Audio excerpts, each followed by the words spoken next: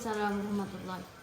Puji syukur atas kehadirat Allah Subhanahu wa taala telah memberikan kita kesempatan dan nikmat sehingga kita bisa berdiri di depan ini untuk mempresentasikan tugas kita. Selawat dan salam jangan lupa kita junjungkan kepada Nabi kita, Nabi besar Muhammad SAW yang telah menuntun kita dari alam kegelapan menuju alam terang benderang. Kami ingin mempresentasikan makalah kami yang berjudul perkembangan metode ilmiah dalam menyelesaikan masalah.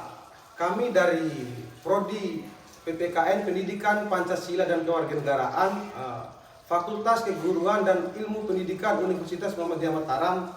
Terus nama saya Zulkifli dan rekan saya Ambarwati, saya Indah, saya Rehan. Langsung saja ke materi. Saya masuk ke pembahasan poin A.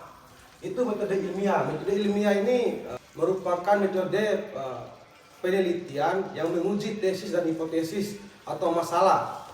Terus metode ilmiah ini terbagi menjadi dua. Ada yang namanya rasionalisme dan empirisme. Ketika kita bicara tentang metode ilmiah, kita harus bicara tentang rasionalisme dan empirisme. Dua ini saling bertolak belakang, tapi mereka saling melengkapi. Karena kenapa? Metode ilmiah ini kan berpikir secara rasional, terus diuji secara empirisme. Empirisme itu kan meneliti dia. Kalau rasionalisme itu kan masih bersifat dalam pikiran dia. Berarti kalau bicara tentang rasionalisme tanpa empirisme harus saling melengkapi mereka. Setelah kita masuk metode ilmiah, ada metode lain.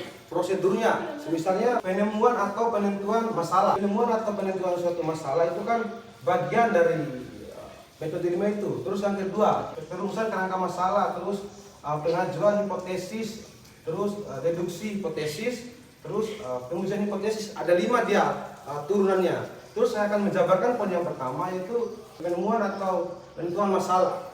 Penemuan atau penentuan masalah itu kan kita harus tahu akar permasalahannya terlebih dahulu sebelum kita masuk ke metode yang kedua atau perumusan atau kerangka. Kerangka ini merumuskan suatu masalah itu sehingga terkonsep turunannya. Terus poin yang ketiga, pengajuan hipotesis. Hipotesis ini adalah dugaan atau pernyataan dari masalah tersebut. Itu turunan ketiga dari poin metode ilmiah ini. Sehingga kita harus temui dulu dugaan atau pernyataan dari masalah itu, terus baru kita deduksi hipotesis. Deduksi hipotesis itu bicara tentang logika dia. Berpikir secara logika dan mengkaji masalah ini lebih dalam. Terus masuk ke metode terakhir, yaitu pengujian hipotesis. Pengujian hipotesis itu adalah metode terakhir dia, menguji keakuratan dari masalah itu, yaitu pengujian hipotesis, menguji pernyataan-pernyataan dari masalah tersebut.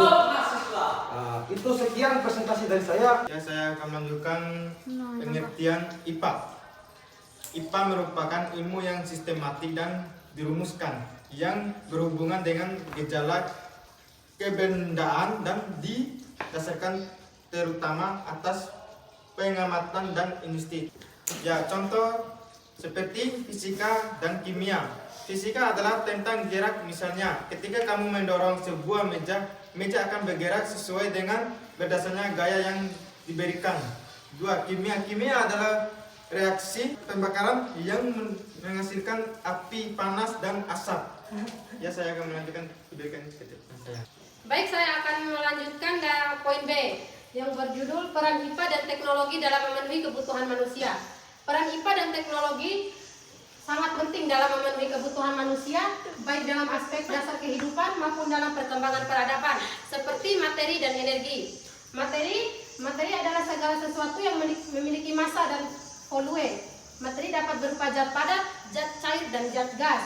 Contohnya seperti zat padat berupa meja, batu, logam, dan kayu. Sedangkan zat cair berupa air, minyak, dan susu. Benda gas seperti udara, uap air, dan oksigen. Materi juga bisa mengalami perubahan bentuk, misalnya dari perubahan padat menjadi cair atau cair menjadi gas. Yang kedua, energi. Energi adalah kemampuan untuk melakukan perjalanan atau menyebabkan perubahan. Energi tidak memiliki massa dan tidak dapat dilihat secara langsung, tetapi efeknya dapat dirasakan dalam berbagai bentuk. Contohnya seperti energi kinetik.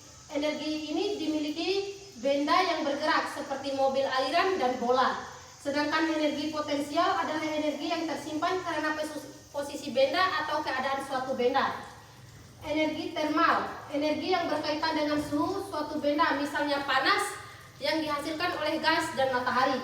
Energi listrik, energi yang berasal dari elektron. Yang terakhir, energi kimia, energi yang tersimpan dalam ikatan molekul bahan kimia. Mungkin itu saja penyampaian dari saya dan akan dilanjutkan oleh pemateri selanjutnya. Baik, saya akan melanjutkan C. Perkembangan IPA dan teknologi bagi kehidupan manusia. 1. Perkembangan IPA dan teknologi dalam penyediaan pangan, sadan, dan papan. Pangan adalah kebutuhan dasar manusia berupa makanan dan minuman yang diperlukan untuk memperkembangkan hidup, perkembangan energi, dan menjaga kesejahteraan. Contohnya seperti beras, jagung, kacang, dan sayuran dan buah-buahan.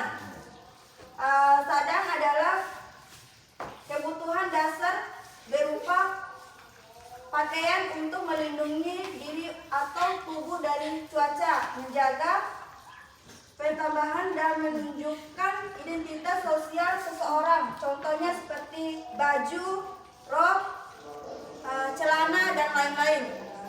Papan adalah kebutuhan dasar berupa tempat tinggal yang memberikan perlindungan dan kenyamanan bagi manusia. Contohnya seperti rumah dan tenda.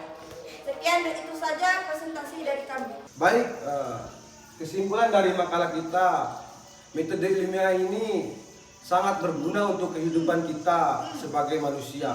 Karena kenapa ada beberapa metode dari metode ilmiah ini yang kita korelasikan dalam ilmu itu sangat bagus. Metode ilmiah ini berpikir secara rasional dan empirisme gitu. Ketika kita terapkan dalam kehidupan itu sangat bagus sekali karena membawa kita ketika kita menemukan suatu masalah atau lain sebagainya itu kan kita sebelum kita mengambil tindakan kita akan berpikir dulu. Itulah keunggulan dari metode ilmiah ini dalam kehidupan manusia. Jadi sekian presentasi dari kita. Wassalamualaikum warahmatullahi wabarakatuh.